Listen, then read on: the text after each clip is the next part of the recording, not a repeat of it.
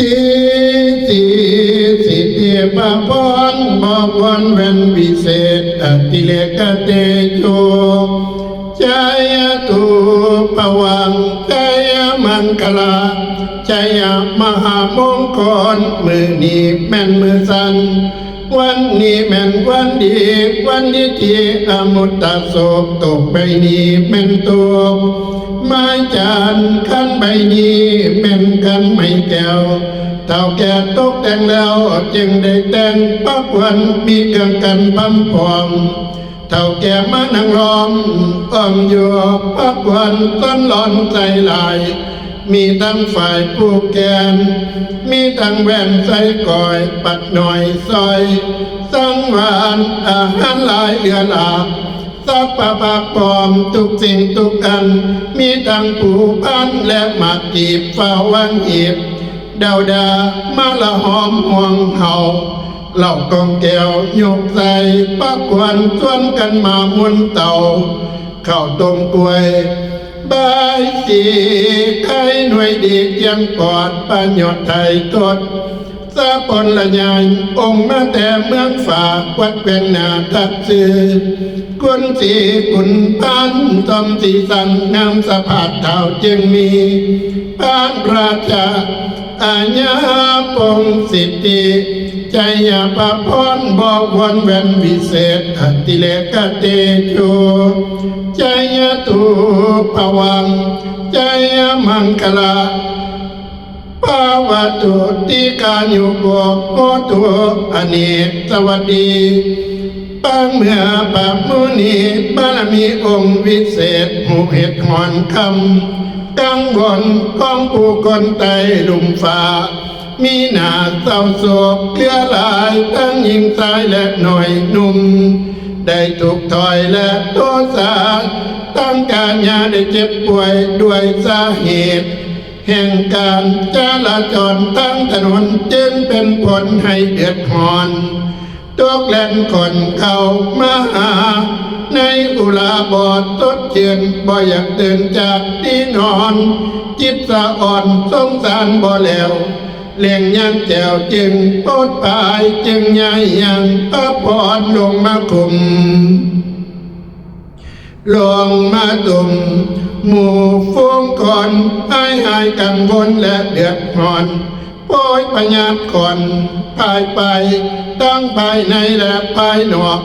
ให้นี้ออกแว่นกายความเจ็บไข้เพื่อภัยได้ปวง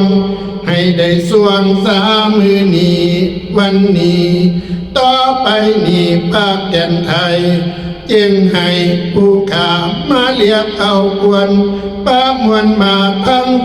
32 กวนให้ด่วนมาวันนี้ว่ามาเยอ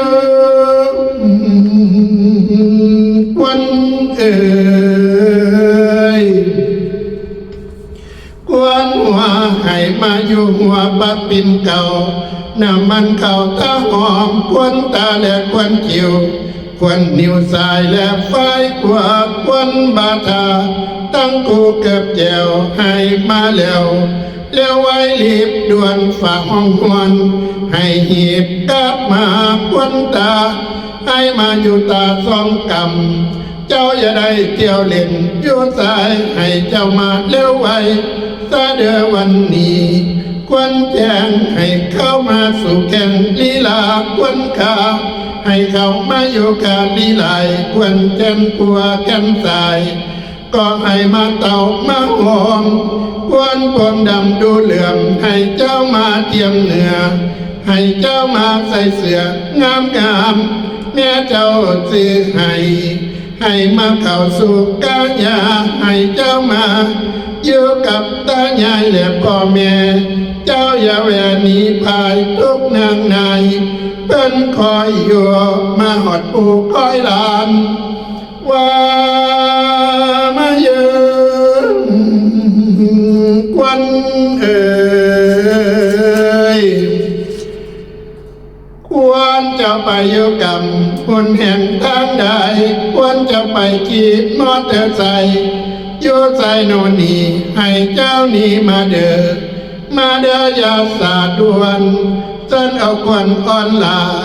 อย่ามัวสาอยู่นานให้เจ้ากลับคืนบ้านมาสำลานอยู่หม่องเก่ามากินข้าวแม่เจ้าแต่งไว้อาหารพร้อมมักมีของดีๆทั้งนั้นอาหารข้าวทั้งวันเบื่อเจ้าอย่าเบื่ออยู่พุ่นให้บุญอยู่ส่งมาว่ามาอยู่ควันเอ่ย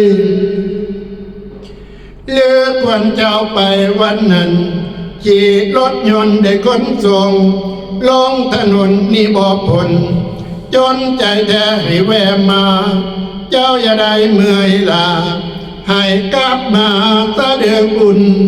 เป็นย้อนบุญแห่งเจ้าได้เต่าเมียนรับรองจึงมาเห็นพี่น้อง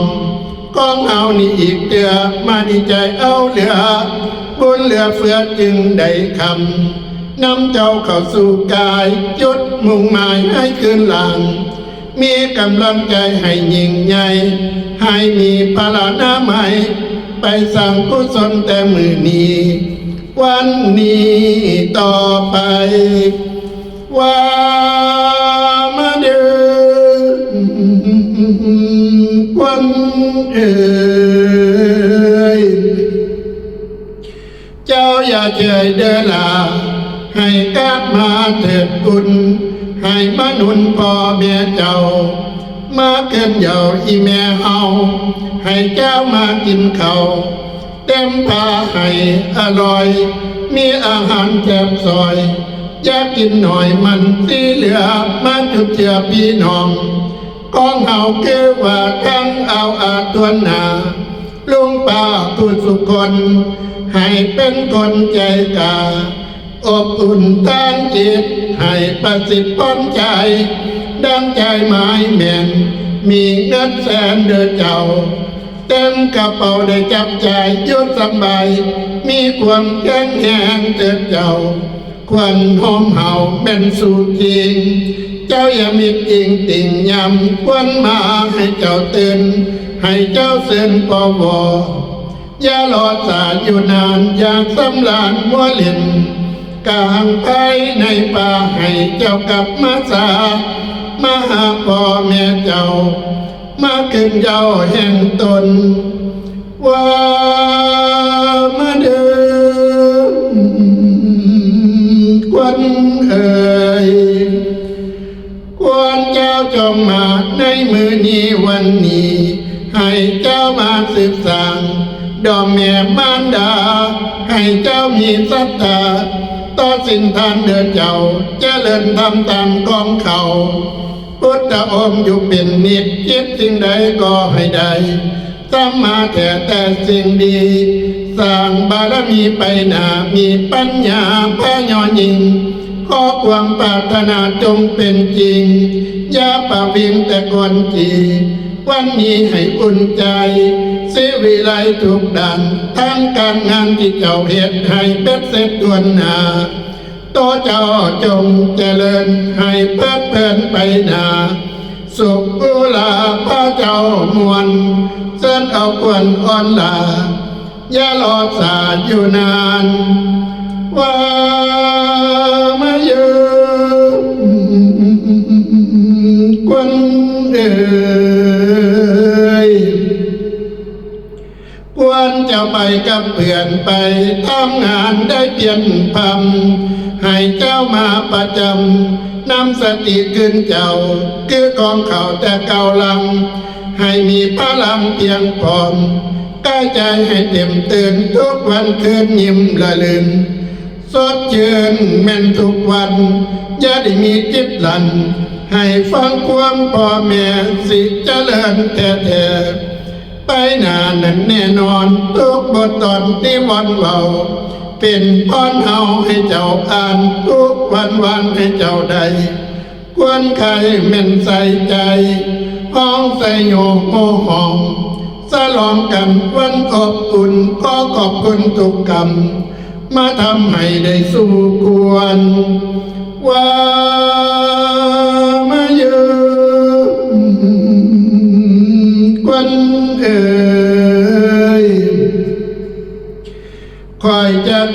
ญเอาเจ้าหมัดฝ่า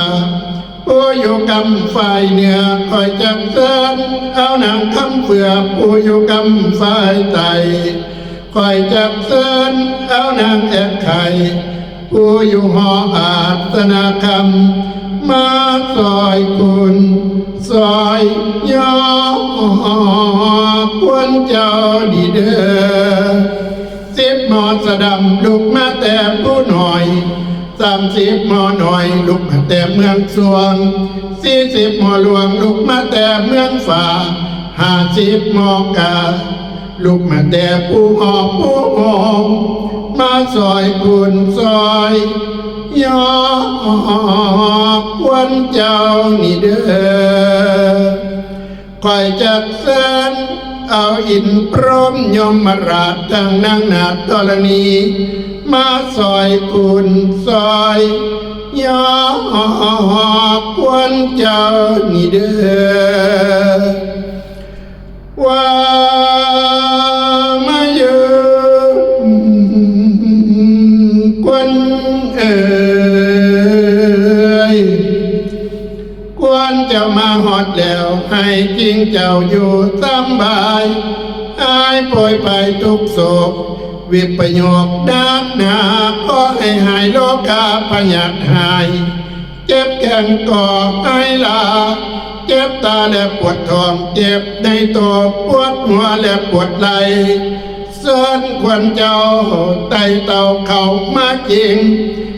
หายป่วยภัยปัญญาทั้งอุบัติและอุปัตถวะอันตรายทั้งภายในและภายนอกควรเจ้าออกก็ให้มาตามือนี้วันนี้ว่ามาอยู่ควร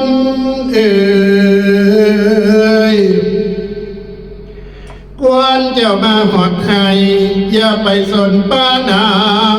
ควรเจ้ามาหอดนาอย่าไปสนป้าเขาควรจะมาหอดเยาให้อยู่สุมจิ้นเย็นก็ให้ลูกหลานลายแห่นมาหลอมย่อความหนาหยาดหมูมองสาคันฝนตกอย่าได้ไปทางหลังกันฝ่าห้องเสียงดังอย่าได้ไปทางหน้าให้โลกภายแผ่หายขาดจากกายทราบประกอบทั้งหลายให้หนีหายไกลห่างสัพพะต่างๆให้หนีห่างไกลสูญให้เจ้าสุขสมบูรณ์เป็นหอมโพแก้วควรจะมาหอดแล้วให้มาเข้าแม่นสู่กิ่งให้มันมิดอิงติงตั้งแต่มือนี้วันนี้ว่ามาอยู่ควรความเจ็บเจ้าอย่าได้ความไข่เจ้าอย่ามีให้เจ้าได้เป็นเศรษฐีมหาเศรษฐีมีอายุยืนยาวยิ่งได้มีเป็นทุกสิ่งสมปรารถนามีพลานามัยแข็งแรงบ่แก่บ่เฒ่าเงินทองไหลลำเข้าสู่มือสู่วันใจตุปวังใจมังคลาใจมหามงคลจัตตาโลธรรมาวัฏตันติอายุวันโนสุขังพลังกอขาเทินสัพพุทธานุภาเวนะสัพพธรรมานุภาเวนะสัพพสังฆานุภาเวนะสัพพโสติภวันตุเต